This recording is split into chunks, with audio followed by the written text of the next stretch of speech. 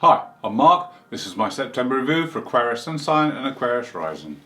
We start the month with an emphasis on finances. We have the planet Mars making an opposition to Neptune. Now these are across your money houses. Mars is in the area of shared resources and Neptune's in your second house. So there may be some confusion or something that's not straightforward regarding your finances that you need to sort out. This aspect lasts for 3 days. There's time to get things put on the straight and narrow. Also your health may be a little bit low. You may pick up allergies or other minor ailments at this time.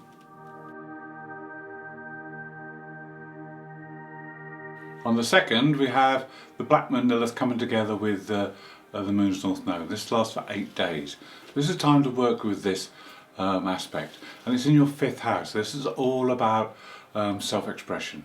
Are you an individual in your own right? Are you able to express yourself openly and freely? Do you feel confident enough to do this? These are the issues that you need to look at this time.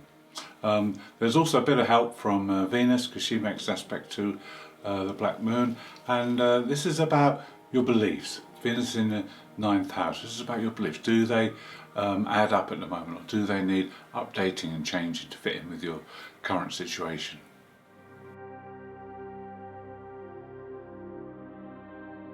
On the 3rd, Mercury makes an aspect to the moon's north node. So here your mental faculties will receive a boost. Also, you'll be able to express yourself more openly with Mercury making this aspect. The other thing you might get is a sign. The messenger Mercury might bring you a sign from the North Node telling you which direction you need to be going in.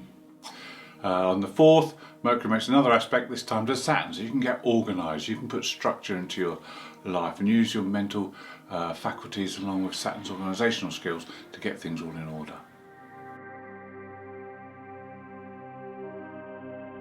On the 5th, there's a very powerful aspect for you Aquarians, because you have Mars in the 8th house, which is the house of Scorpio. Mars was the original ruler of Scorpio, and he makes a positive aspect to Pluto. Now Pluto is the lord of the 8th house, so this is a very interesting, very powerful configuration. Now you need to look at the world around you. You need to look within and see what changes you need to make, and then formulate objectives that fit in with these changes and start to put them into practice. This lasts for 3 days, so it's time to think about this and get your objectives worked out. On the 5th, there's also a powerful aspect from Venus to Pluto, and this will affect more your relationship side. This is a challenging aspect to square, but you must allow change to happen within relationships so they can grow and evolve. So don't be afraid to allow change.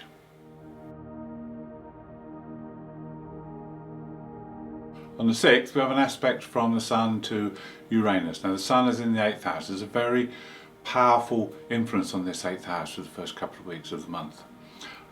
This aspect between Sun and Uranus will trigger an inquisitive mind. There'll be some excitement, some liveliness about you, and you might make new discoveries. They could certainly be focused around the home area with Uranus in that area. Also on that same day, Venus makes an aspect to Jupiter. Now Venus in your 9th house is a day when you may meet someone new who could be of service to you in the future, and this person may be from another country or from another culture, but certainly this could be a beneficial meeting. There's a new moon on the 7th, and again it's in your 8th house. This is a good time to put a financial plan in place. It's a good time for looking at shared resources and looking at money that could come in from an outside source. It's also very good for looking at the detail. This new moon is in Virgo, and its divine is within the detail, so look deep within, analyse things, and you'll be able to find deep meaning there. Also again, this fits in with the changes. You need to develop self-mastery.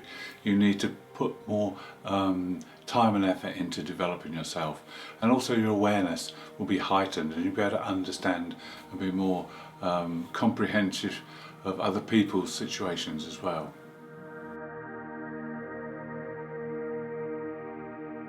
On the 7th, as the same day as the full moon, we have an opposition between Mercury and the planetoid Chiron. Now, this might be a day when you just cannot stop talking. It just flows and flows and flows. Or it may be a time when you decide you don't want to talk. You want to withdraw a little bit and think more than speak. Or it could be that you vibe between the two. Could be either of those. Then on the 13th is a similar situation whereby there's another opposition, this time from the Sun to Neptune. So it might be again a time when you want to withdraw, a time when you're not really up to talking or getting in any difficulties or confrontations with people. But there could also be some difficulties or some fogginess around finances, and things aren't very clear. So don't make any important decisions on this day, leave it until it passes. We spoke earlier about the Black Moon Lilith and the connection with the Moon's North Node. Well, now Saturn makes a positive aspect to the Black Moon, and this is a good time to look at your life, look at it with a view to getting more clarity and understanding. This aspect lasts for 2 weeks, so you've got plenty of time to look within, look into the unconscious, look into the shadow side, and see where you can make creative changes to the structure of your life. This aspect will receive some help later on in the month when there's a grand trine. I'll tell you a little bit more about that later.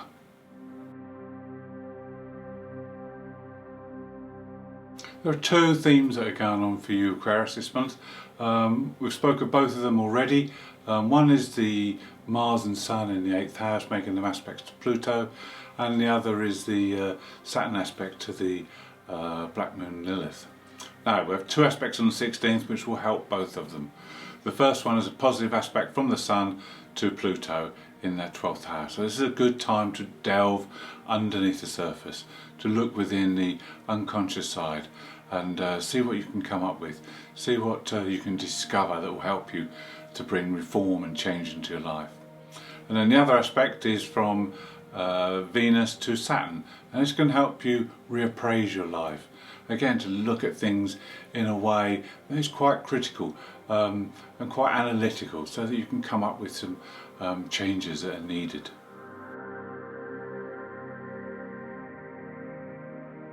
On the 20th we have a full moon.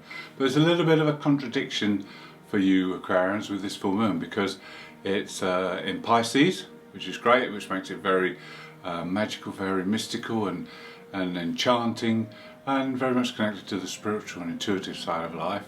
But then it happens in your 2nd house, which is the house of Taurus, which is very practical, very down to earth, and very concerned with the earth and the material side of life. So there is a little bit of a contradiction.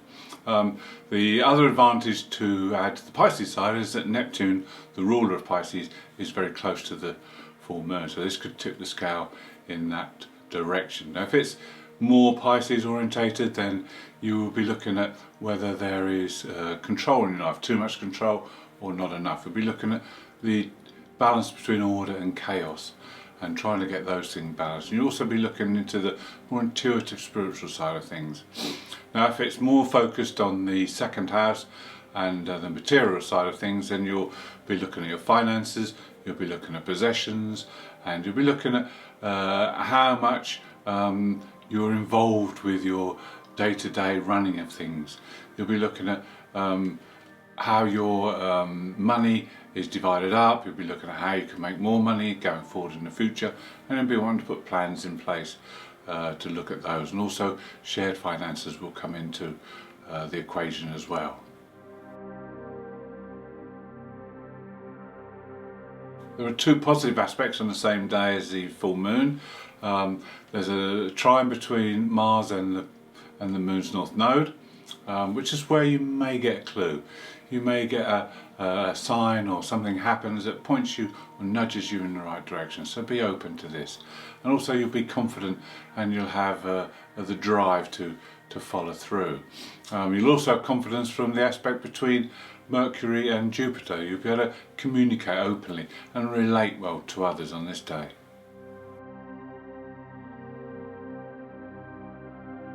On the 21st there's a square between Mercury and Pluto. Now, this aspect happens for 5 days, which is unusual because Mercury aspects usually happen very quickly. But this is because Mercury's slowing down, and Mercury will go retrograde on the 27th. But this aspect will happen 3 times. because it will happen again on the 2nd of October when Mercury comes back over Pluto, and then again going forward on the 1st of November when Mercury's going direct again. So what can we expect? Well, this aspect is best dealt with by going within and looking within. Pluto's in that 12th house of the unconscious.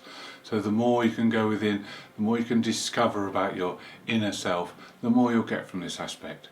And the other thing is not to believe everything you see, read or hear with this aspect, because it can be connected with misinformation. So you've got 5 days initially and then 2 more chances to work out what it is that you have discovered, and then you can put the changes in place.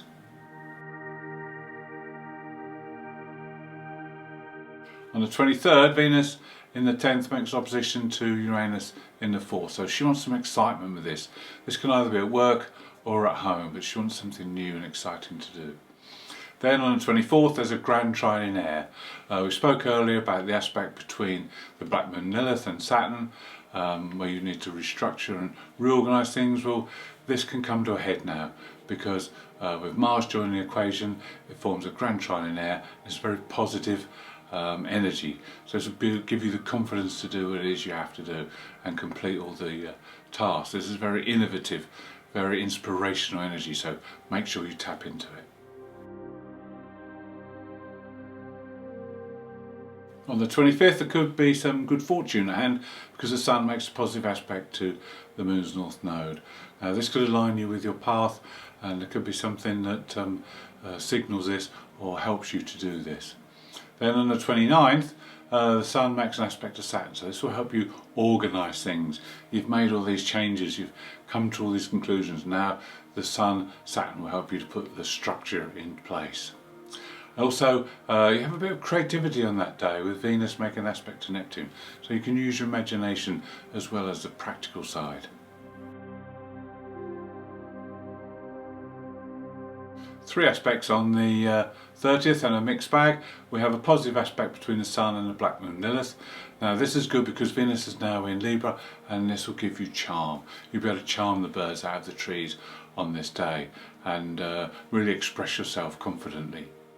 Then we have a square which is between Venus and Jupiter, but this isn't like any other square. This is probably the best square you can have, because it's not challenging at all, and this can be quite good at relating well to others.